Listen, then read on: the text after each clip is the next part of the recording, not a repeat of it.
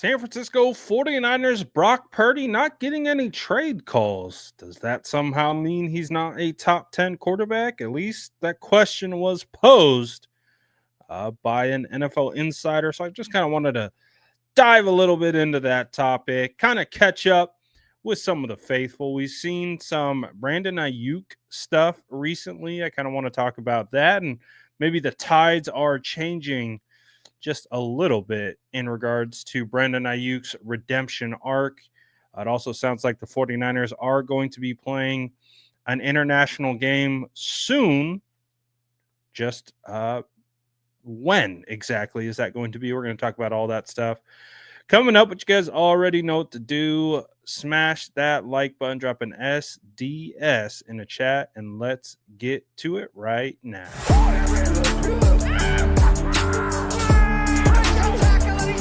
Smash that like button if you haven't already. Love to see it.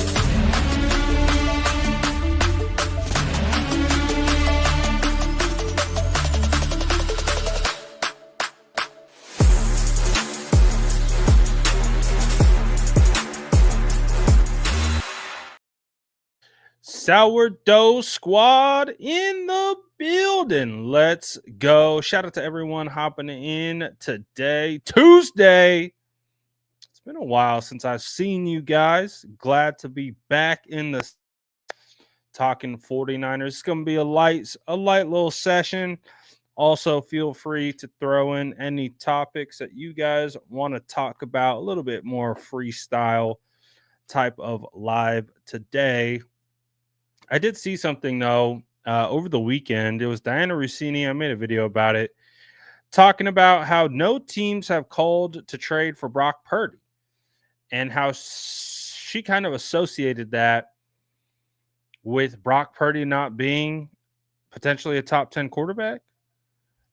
And I'm curious to know how you guys feel about that. Do you agree with that assessment? Just because there may be 3, 4 teams that need quarterbacks right now aren't willing to trade the future of their franchise and pay Brock Purdy at the same time? I don't know. I found that to be an interesting correlation because obviously for Diana Rossini to so confidently say that no teams are calling to trade for Brock Purdy, just connecting the dots, you would have to assume that that information is coming from inside the San Francisco 49ers building. Why would that information be coming out of the San Francisco 49ers building? And what is that supposed to mean? Does that mean that every quarterback who is in a negotiation gets trade calls? And if for some reason you're not getting the phone's not ringing off the hook for people to come trade for Brock Purdy, what does that mean? Now, I've talked about this in the past. I really do believe one of like the key functions of a contract negotiation is kind of the team picking up the phone and just calling around. Just would you guys have any interest in this player? Would you potentially trade for this player? If so, what would that kind of look like? Maybe if you did nothing official, just kind of, spitballing a little bit, just gauging value, trying to determine how the league views a certain player as you're getting ready to pay them big money, things like that. So I don't know. I just found it to be an interesting comment.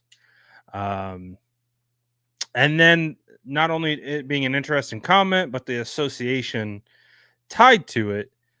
And listen, to each their own. You are allowed to feel however you want to feel about Brock Purdy. You're allowed to evaluate Brock Purdy through whatever lens you want to. You either want the 49ers to pay him or you don't. I don't care. I don't care how really anyone feels about it, to be perfectly honest, because at the end of the day, it's not our decision. We're not making that call. It's not our money. And at the end of the day, it's not our team. And when I say that, We're not the owner. We aren't the ones getting a check from the San Francisco 49ers. What we want, and I'm speaking as the general we want a Super Bowl. We want a ring.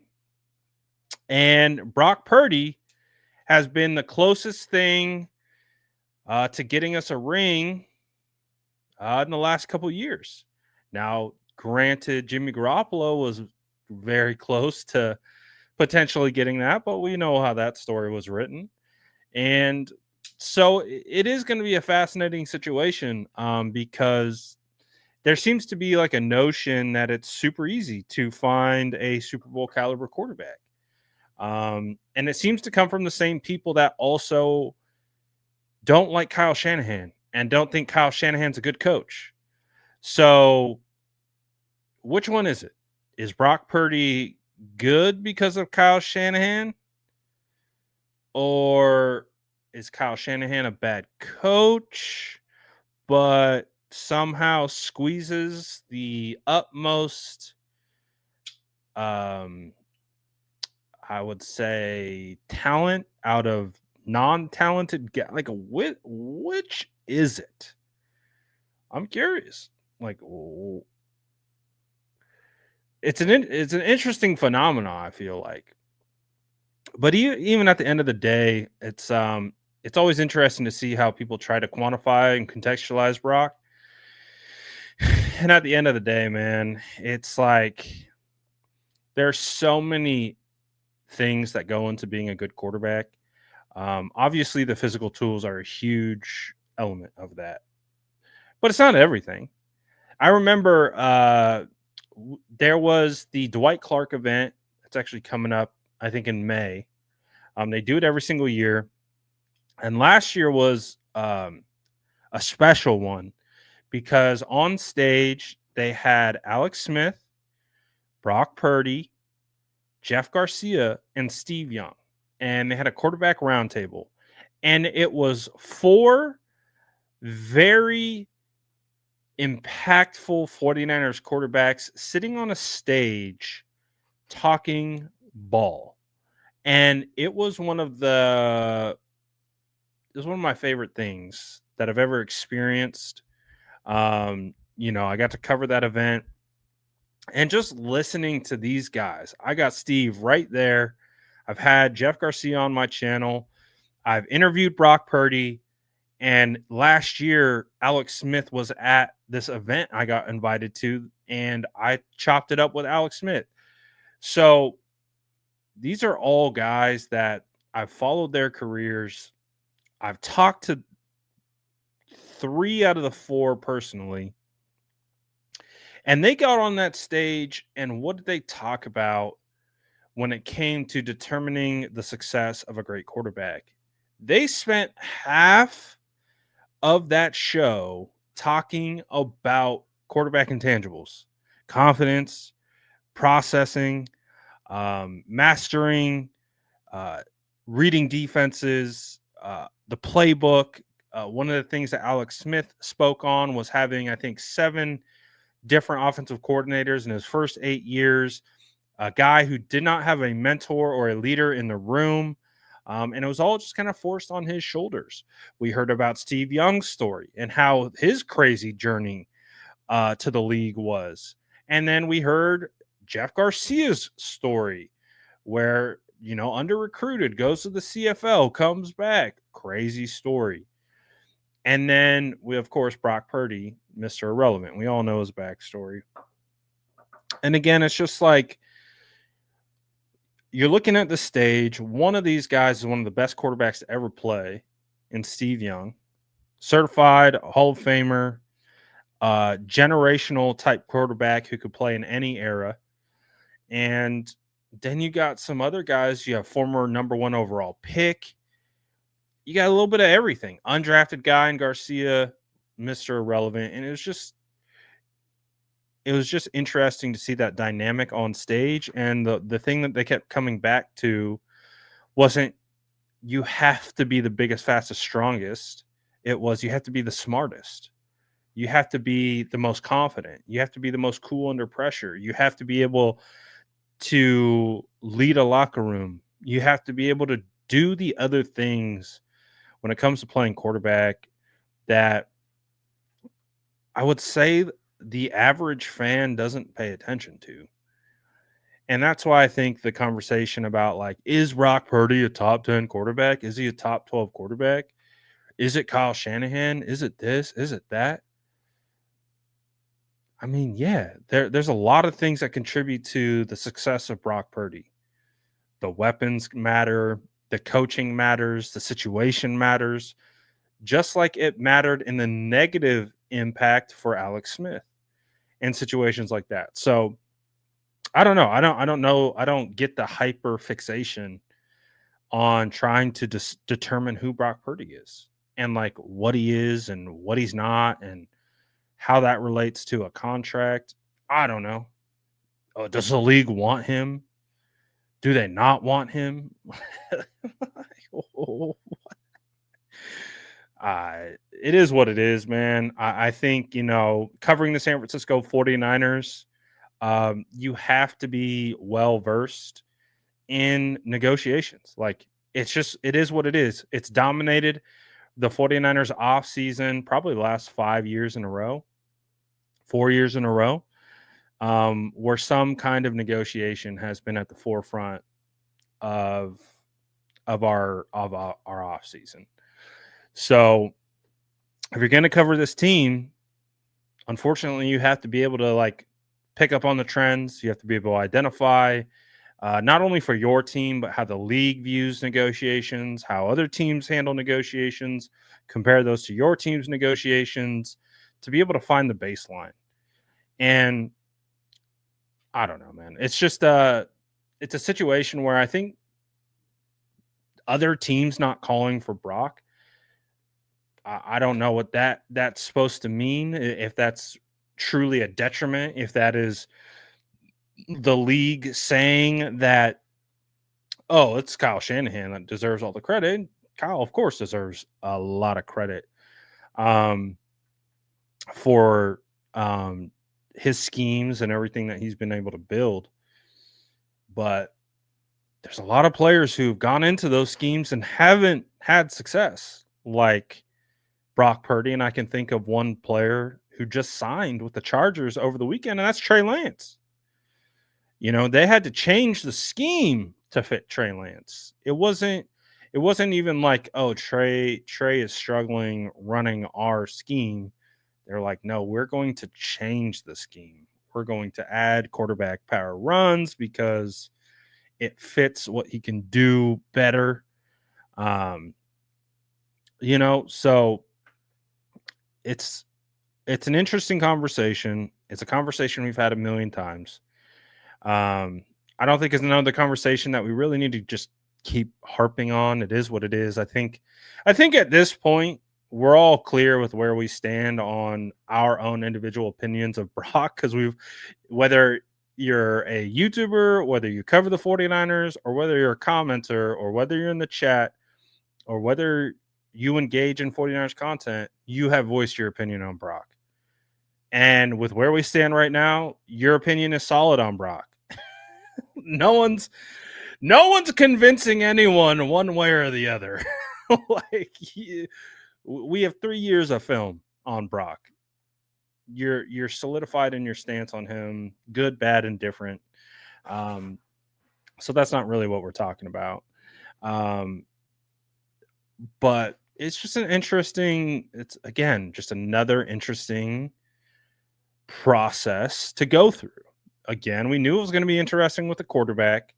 We knew it was going to be interesting with how the market is set. And, all the comments that continue to come out are interesting. So that's all I got to say about that. So yeah, I don't really care one way or the other. Albert says, is there any real news on his contract? I don't think we've heard any real news on his contract. since maybe it was confirmed they were in contract negotiations. Other than that, everything else comes across as speculation. It comes across as, well, Brock Purdy is negotiating. He's in the range of 50 to 55 or potentially more. And then it's like, oh, the 49ers are first offer was 45. Oh, that's a rumor. But maybe it's 50. Like, no one knows. No one knows. So, and I think, and I hope that's where it continues to be, because I don't want this to be played out in the media. I don't want leaks to occur. I don't want any drama with this situation. And I think everyone is in that same boat, including people inside the organization, including Brock and his agent. I just think it just needs to work itself out, and when that happens, it happens. I think we've all been through this drill before, and we just keep doing what we do. Cedric dropping in Brad versus Crocky in the finals. Yeah, I don't know if you guys have seen, but Stats on the Gold Standard 49ers podcast, he does the 49ers media bracket every year. I won it last year. Croc won it the very first year, and now we are facing each other in the third year. I can't sit here and say I'm super confident, because Crocky's a powerhouse. Croc's been a fixture in the 49ers community as long as I can remember. I think ever since I've gotten into, like, even before I was a content creator myself, Croc was already one of the guys in this space. I started doing this in 2017 as a nobody, and Croc was already that guy, doing his podcast, doing that thing, doing his thing. So, even funny little story about me and Croc is, I think in 2019, heading into 2019, there's a website called, I think it was Fourth and Nine or Fourth and Gold. I always get those two confused.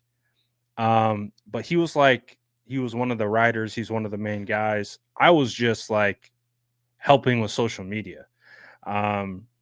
This was like really before anyone even knew my name. I was just the SF Niners. And, I would send film cut ups to Croc and all that stuff. And I just remember, like, oh, this is cool. Like, I get to bounce film cut ups off Croc. And that was way back in 2019, early 2019.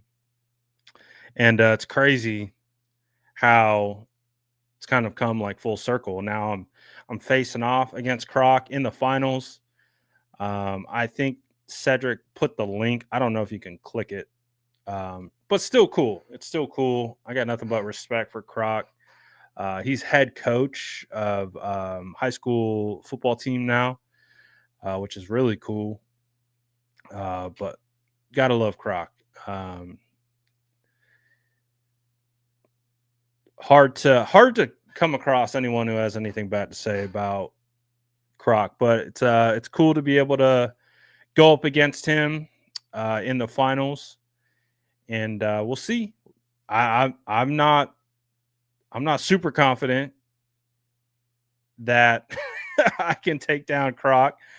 Like I said, Croc's been in the game a lot longer than I have, so he's a legend around these parts. So we'll see. I think it's going to be a really close race. We'll see if we squeak it out. Strawberry says, I like Crocker, but I voted for Brad. Appreciate that, Strawberry. Appreciate you guys. But again, hard to go wrong. If Crocky wins, nothing but love for that guy. It would be an honor uh, for that for Croc to be the one to come away with the W. But we'll see what happens. We'll see what happens. Steven says, "Where do I vote?" Uh there's a link somewhere. I know it looks like it got dropped in the Facebook chat. So if you're in the Facebook chat, I think you can go right there. But yeah, man, we'll see. We'll see what happens. We'll see if we can make it back to back. This was the trophy that I got last year for it. I think the cool element to it is we also are going to be they're going to donate $200 in our name to a charity. So that's cool. It's a cool situation. So either way, someone's winning, and I think it's just good for the community, and especially good for creators to get their name out there and stuff like that. And of course, appreciate all the support from you guys. If we go back to back, that would be wild. But we'll see what happens. We'll see what happens. And again, appreciate all you guys' support throughout all this. Speaking of support, where do you guys stand with Brandon Aiyuk? Are you guys out? Are you guys out on Brandon Aiyuk? Or now that the speculation is over and he's not going to be traded, are you in or are you out? I feel like some momentum has shifted in his way a little bit.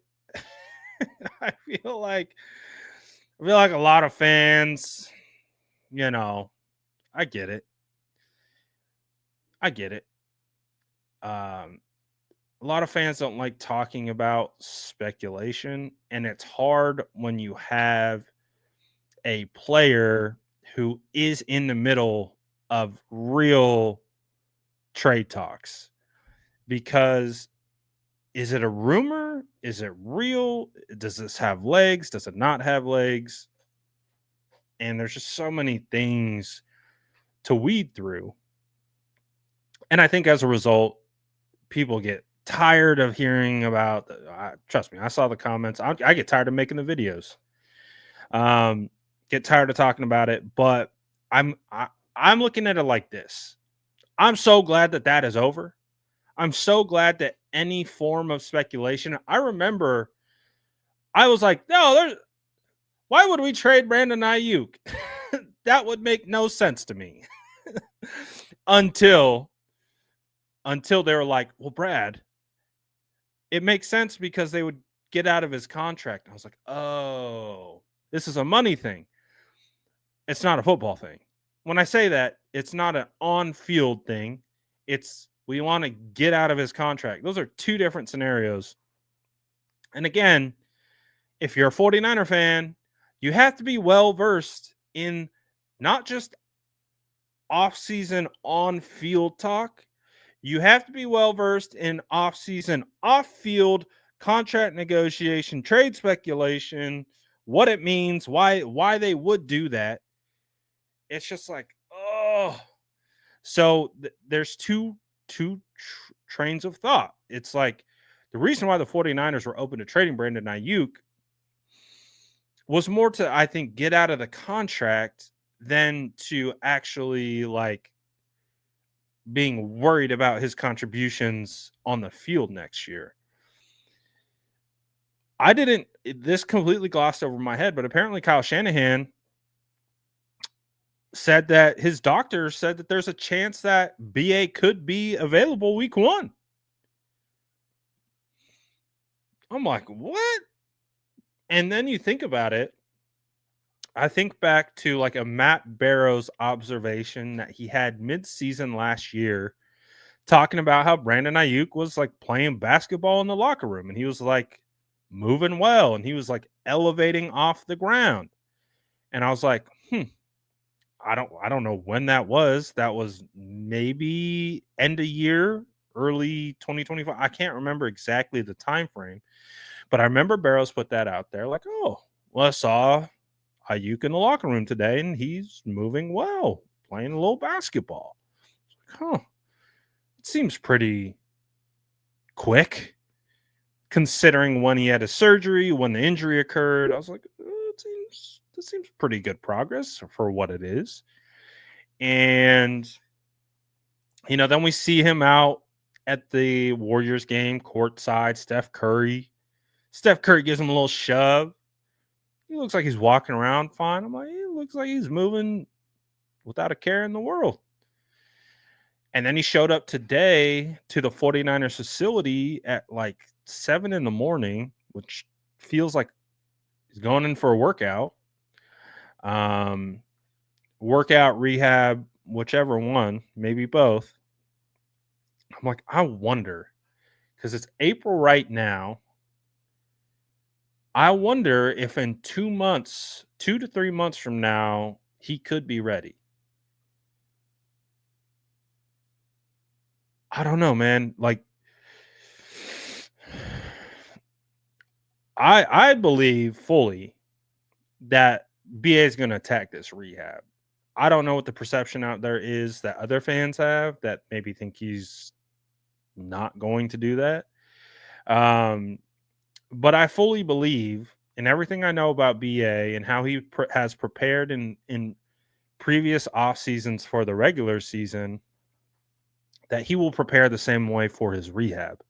He will attack his rehab. He will progress through his rehab, and he will try to get back as soon as possible. And I'm optimistic. I am. I don't know if that's because I like BA.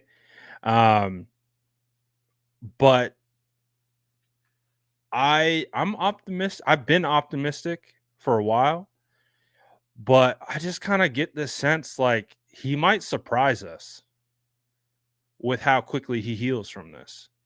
It was one of the reasons why I pointed to the Stephon Diggs injury, because Stephon Diggs had a clear ACL tear 9 days after Brandon Aiyuk's knee injury. Now, it's not apples to apples injuries. It wasn't ACL for ACL.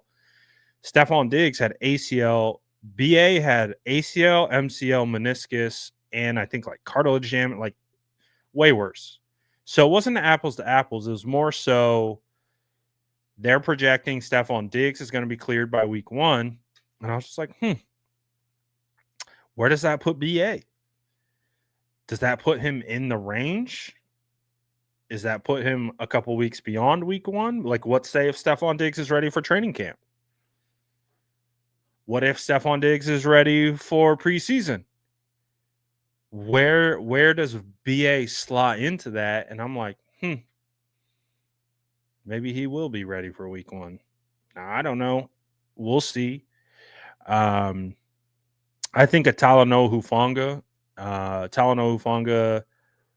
tore his ACL against the Bucks. I think it was like a week 9. I think it was like a week 9 game. I can't remember. Middle of the year. He didn't come back until week 4, I believe it was, the following season. So maybe something similar for BA. But the fact that they're not ruling out week 1 completely, I think is fantastic. I'm more of the mindset, like I look at BA, and when I see BA on the field healthy, he's going to help the 49ers win. And if that's the ultimate goal, and you want the 49ers to kind of surprise everyone, because it does sound like everyone's kind of down on the 49ers. The max exodus, trying to recruit Jerry Greenlaw in the final hour and it not working out. It's kind of a lot of negativity, I think, around the 49ers, but it doesn't feel the same as last year. I don't know how to explain it. And I don't know if you're kind of catching my vibe at all. But last year was just a cloud. From the second The second that Patrick Mahomes scored that touchdown in overtime, it was a cloud. Just a cloud that followed us. Now, I don't feel that same weight this offseason. It feels completely different. If anything, when the season ended, it felt like a relief. It felt like, oh, it's over. Like we can put 2024 behind us. Another just trauma-inducing 49ers season. Like we just put that behind us. It was like a relief that season was over.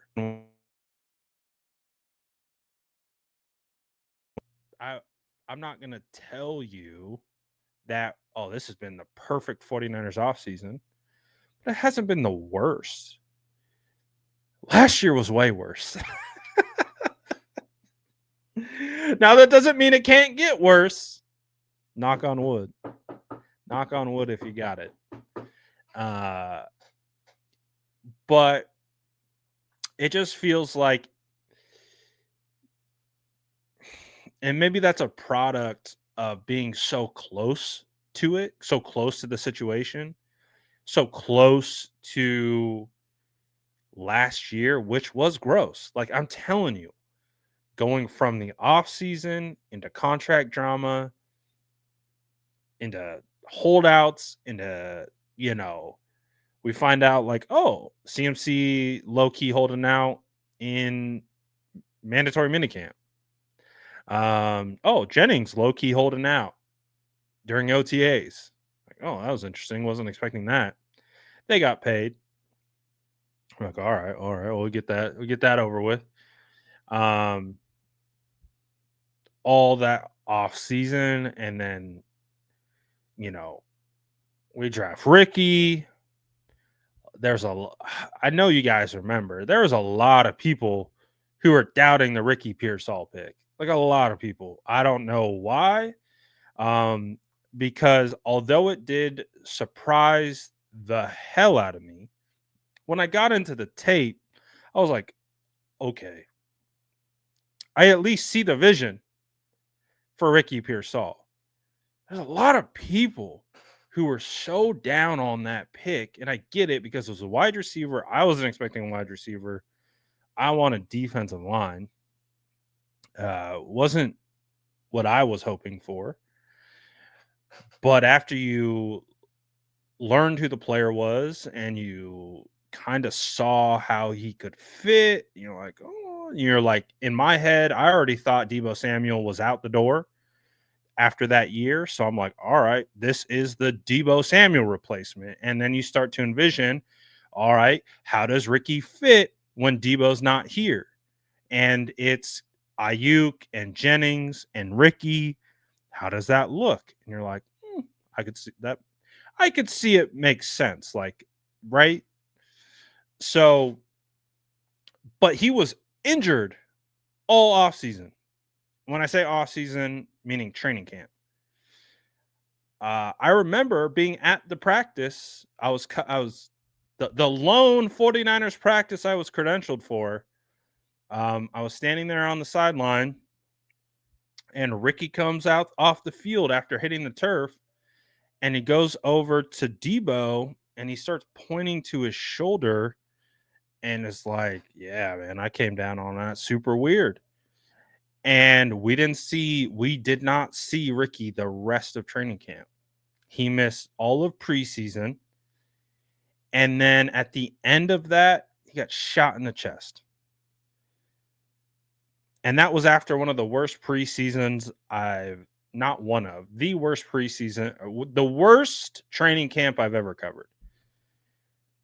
When it comes to vibes, when it comes to energy, and of course, I don't know how many times that situation can get beaten over the head. Yes, we knew if you were at training camp and you have covered a training camp before, that wasn't the best training camp.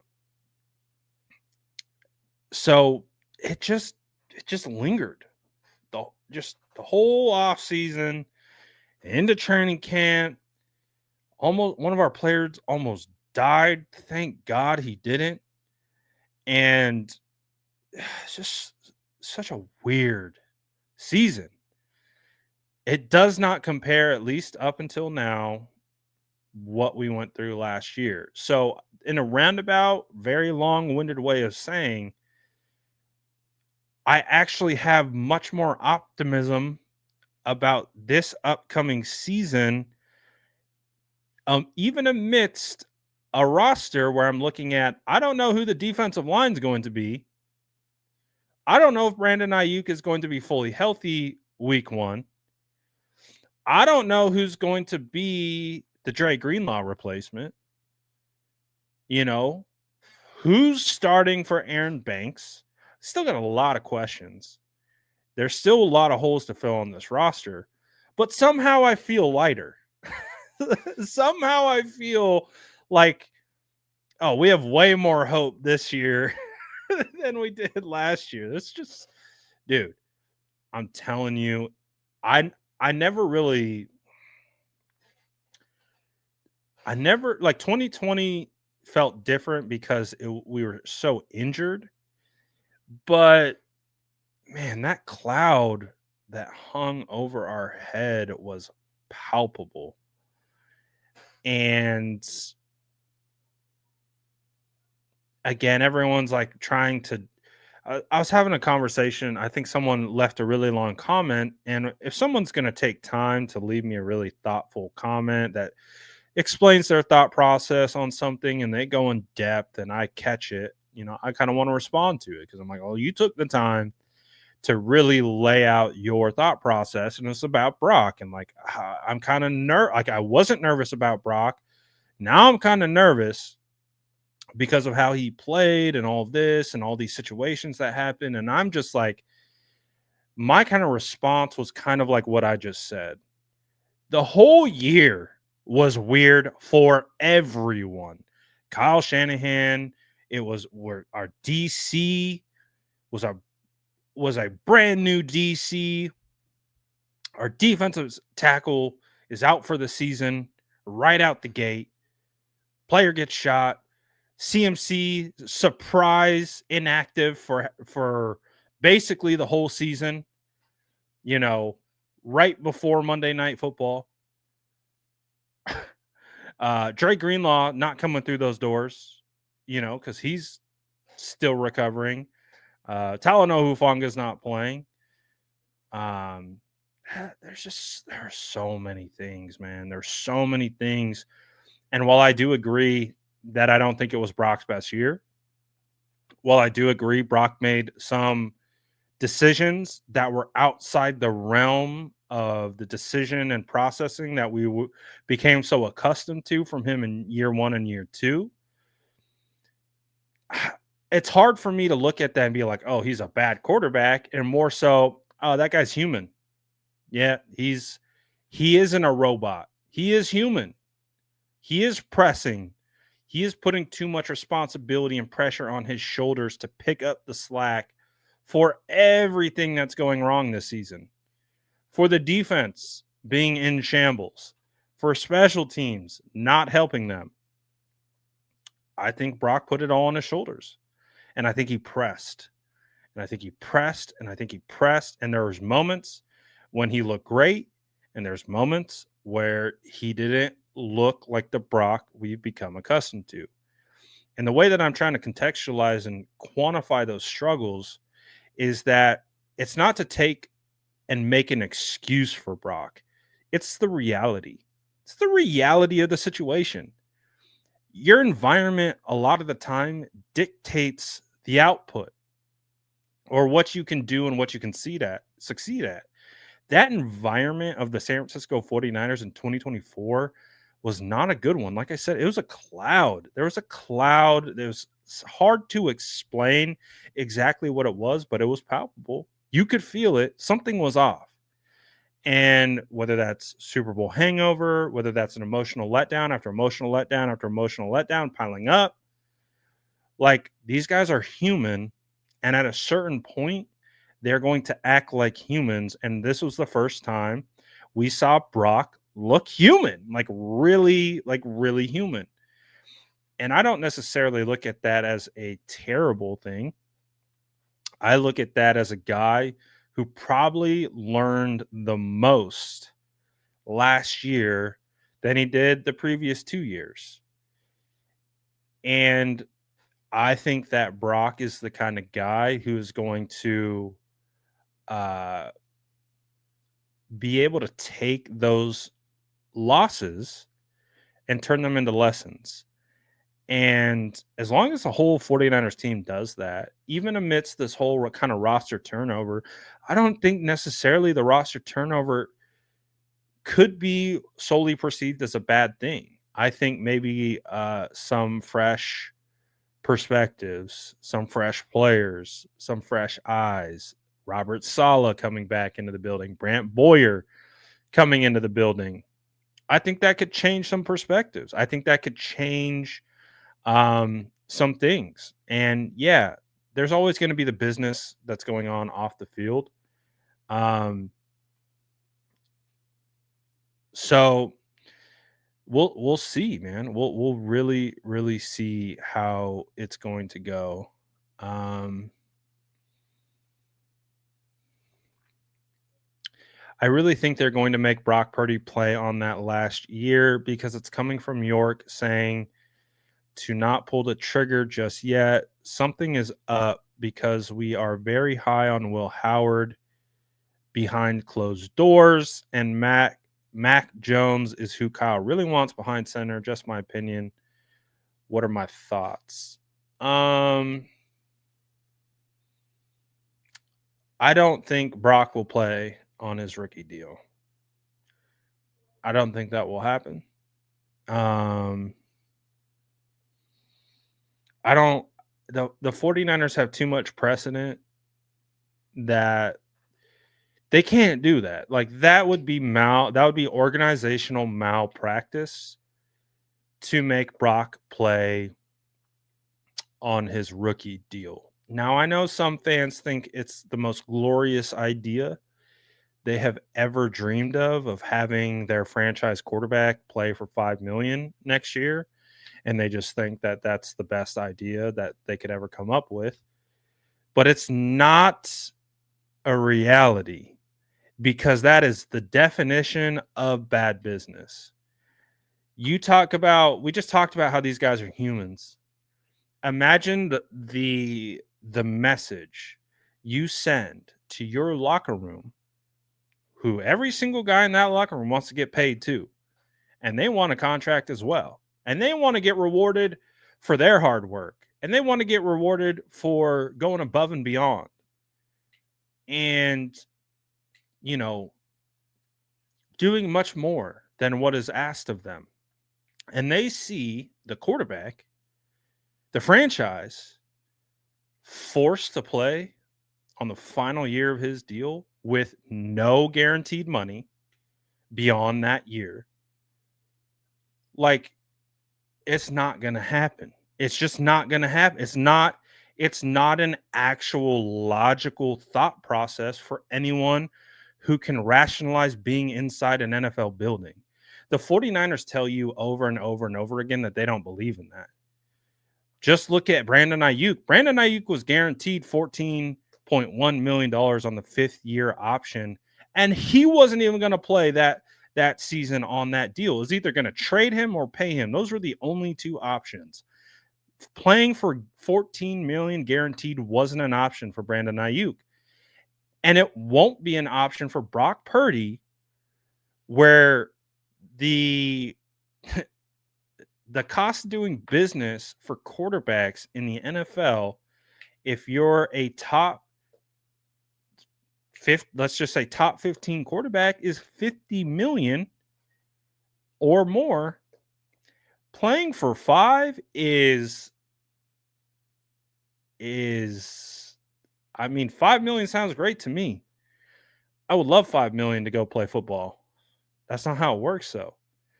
So $5 million, forcing your quarterback to play on $5 million would be organizational malpractice. And I don't understand why people think that it's a valid option, because it's just not. It is not an option. So I don't I don't think, and I'm not speaking to you as you're saying that's what they should do. I believe what you're saying is that's like your gut. You feel like you don't feel right about the situation, and you feel like they could make him play on the final year of his deal. I understand the weird feeling. I don't think they're going to make him play on his rookie deal because I believe in that scenario, Mac Jones would be making more money than him. Again, another another message sent to your locker room of what are we doing, guys? You say this is our guy, you say this is our quarterback, and you're going to make sure that the backup is making more than him. What did Jed York say? I think Jed York said 30 college quarterbacks make more than Brock Purdy did last year through NIL. If you make Brock play or attempt to make Brock Purdy play for $5 million, you have lost your mind. That's why I don't think that will happen. Now, of course, you can threaten that. That could be a leverage piece like this. We do have this option, but if they were really serious about doing that, oh, that would be nuts. That would be crazy. At that point, just trade him. You know what I mean? Like, if that's why I say that's not an option. You're either going to trade him or you're going to pay him. Those are the two options. That's it. He will not play on that. He will not play on his rookie deal. That would be extremely irresponsible of the organization, and I don't think they would. I don't think it would come to that. I don't think they would do that. I don't think they would be that disrespectful. I think teams can be a little disrespectful in negotiations because that's just the cost of doing business. We hear it all the time, but that would be a new level that I don't think the 49ers would go to. I just don't think they would. That would be wild.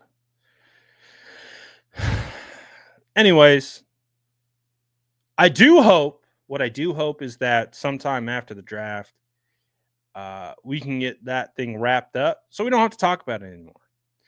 Because I'm sure, although I don't have as much fatigue talking about the Brock thing, because we really haven't talked about it all that much this off season. I just don't. Again,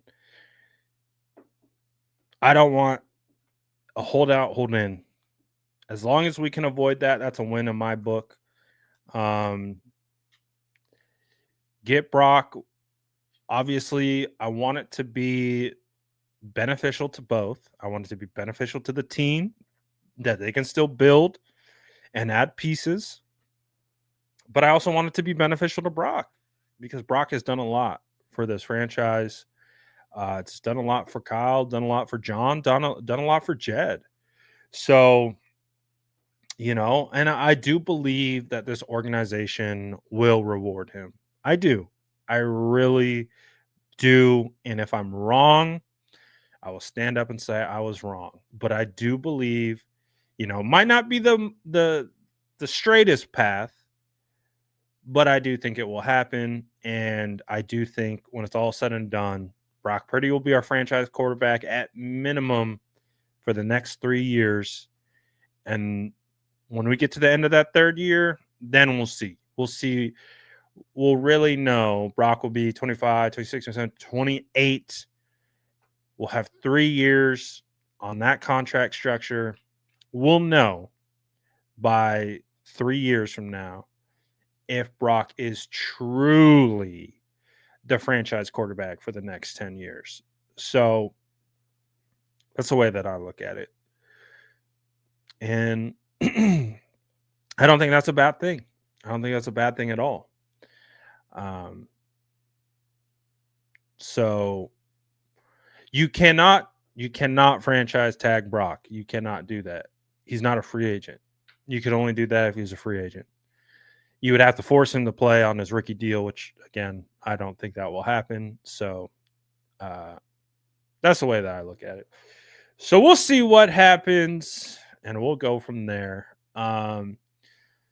Hopefully, we don't talk about this for too long, because I think, again, there's not much new that I think we can really add to the discussion unless new information pops up.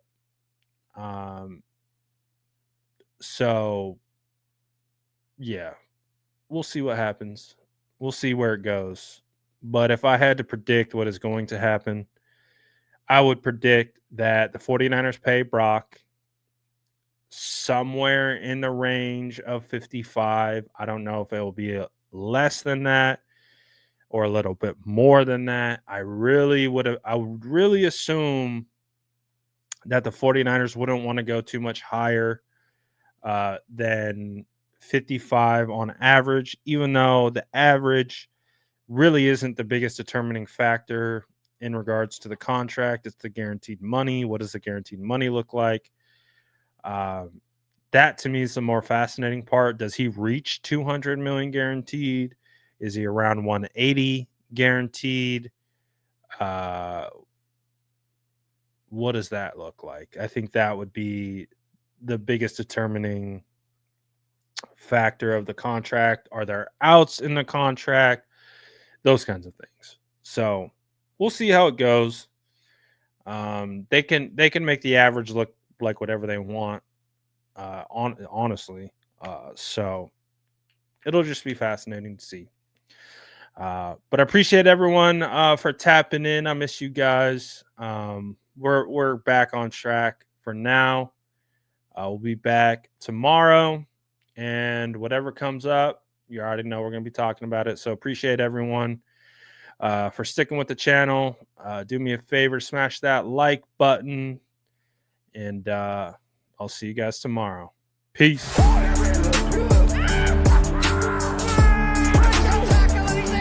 Smash that like button if you haven't already. Love to see it.